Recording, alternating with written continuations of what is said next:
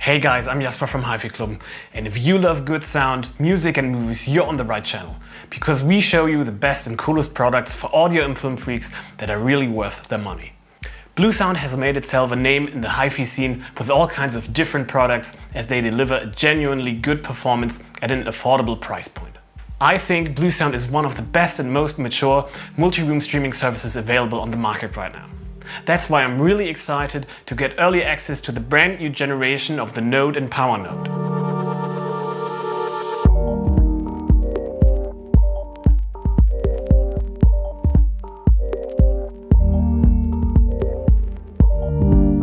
Bluesound is a high-res multi-room streaming system. While that may sound complicated, it just means a simple thing. With Bluesound, you can stream music in your home on one or multiple devices while easily controlling it via mobile phone, tablet, laptop or your computer. The great thing about the Bluesound system is that it supports all kinds of different high-res or HD audio streaming services and formats, and their products usually offer more in-ear outputs, more features and overall better sound than other similar products. But first, let me give you a short intro on what these devices actually do. The Node is a so-called streamer because it can stream music from all kinds of different streaming services and output them through digital or analog outputs. You can add a Node to your old stereo system to get it up to date when it comes to streaming, or add additional functionality and audio quality to your audio setup that may only have limited streaming capabilities such as Bluetooth. The PowerNode, on the other hand, is a streaming amplifier and basically does the same thing as the Node, but instead of outputting it to an external device, it has integrated amplifier units. You can hook up normal passive loudspeakers to it, which makes it a great alternative to bigger amplifiers that often enough don't have as many features.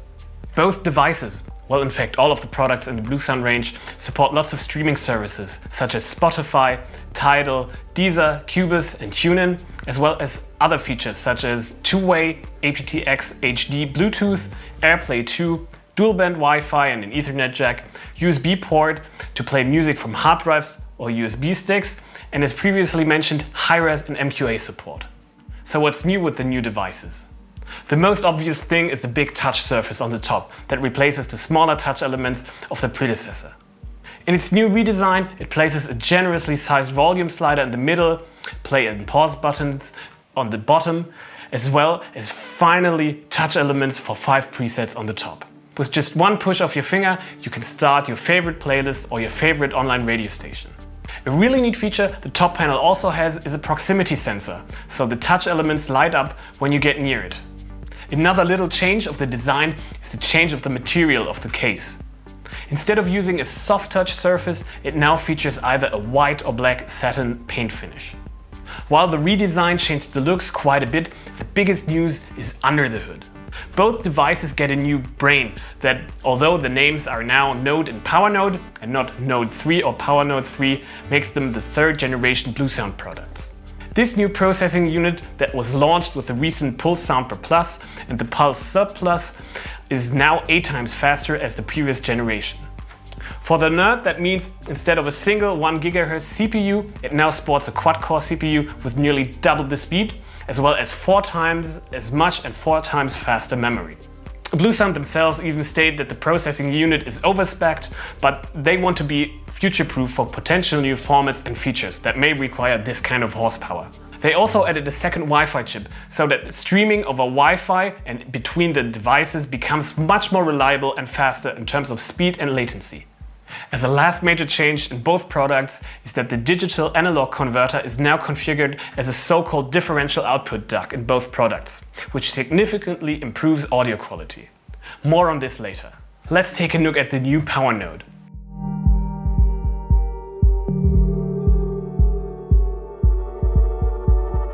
While it may not get any new in-ear outputs besides the ones the last generation already had, which are 2 optical and analog 3.5mm mini jack combo connectors, HDMI eARC, headphone and subwoofer output, it does get 2 big improvements. As previously said, the integrated DAC is built as a differential output DAC and improves the signal to noise ratio a whole 10 dB from 90 to a full 100 dB, which should result in cleaner and more dynamic sound. Furthermore, it gets 20 watts of additional power for its hybrid digital amplification units. Well, enough from the spec sheet. How do these changes sound in real life? In short, great. The new PowerNote shows major improvements in multiple aspects. First of all, the additional power enables the new PowerNote to produce a more precise and controlled bass, especially on floor-standing speakers. The overall sound just seems more relaxed when compared to the second generation PowerNote. This difference becomes quite clear when combining it with two of our best-selling floor-standing speakers, the Dali Opticon 6 MK2 and the Bowers & Wilkins 603 S2. The more easy-to-drive Dalis just sound fuller and rounder with an overall more lush sound, while the Bowers & Wilkins, known to really excel with a powerful amp, really take a step up in class when you use them with the new PowerNote instead of the old one. With not enough power, the 603s tend to sound a bit dull and rather undynamic, but well, not so anymore with the new PowerNote. There were two songs I really enjoyed with the new PowerNote over the older PowerNote in this combination with these two speakers, which were the song Human by Seth DeLisa and Hey Now by London Grammar. The combination of more power and a higher signal-to-noise ratio also gave two more sonic advantages: better spaciousness and increased dynamics. While comparing both generations of the PowerNote over the Bowers & Wilkins 705 S2, I felt like the sound was less stuck to the speakers and floated more freely in the room, making it difficult to pinpoint the speaker's placement. Not only that, but the individual instruments' placements in the stereo field was way more precise. A good example of the increased dynamic capabilities of the new PowerNote is a great recording of the Paganini Etudes by Franz Liszt, played by the world-renowned pianist Daniel Trifonov. The impact of the grand piano's hammers on the strings just sounded way more alive, with stronger impulsivity and more direct transients when compared to the last-gen PowerNote. Overall, the new PowerNote sounds better, with better control, resolution and dynamics. So, my conclusions for the new PowerNote is a very positive one.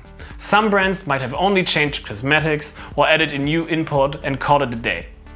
Bluesound goes all in though, with a completely new platform, better design and haptics, as well as an overall improved sound quality. And my favorite thing about that is that they do all of these upgrades and don't increase the price, as it is often enough with new generations. In my eyes, the PowerNote stays the reference model for streaming amplifiers in this price range.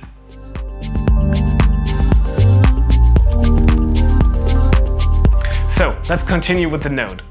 The Note sports multiple outputs: an analog stereo RCA output, digital coax as well as optical toslink output, a subwoofer output and a 3.5mm headphone jack in the front.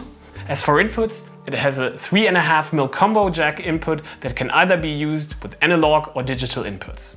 The new version of the Note also features an HDMI eARC input, so you can easily connect your TV to your stereo system and make your 30-old-year amplifier the center of your TV experience. Also, as a new feature, the USB input for hard drives and thumbsticks can also now be used as an output to feed music to external DACs. Furthermore, the Note not only gets an improved DAC chip, but also that DAC chip is integrated in a differential output design.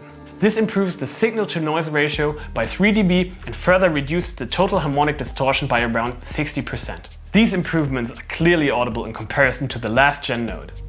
I compared both of them by hooking them up to a higher-end NAD pre- and power amp combination. Two improvements could be identified in the sound. When listening to spaciously well-produced songs like Bubbles by Yoshi Horikawa or The Forest by Trentemøller, the new Note was able to paint a more differentiated and broader picture when it came to stereo imaging, just sounding larger and more detailed than the older generation. Additionally, the new Notes sound more open and refined in the treble region, which expanded on the spaciousness even more and led to an overall more natural timbre.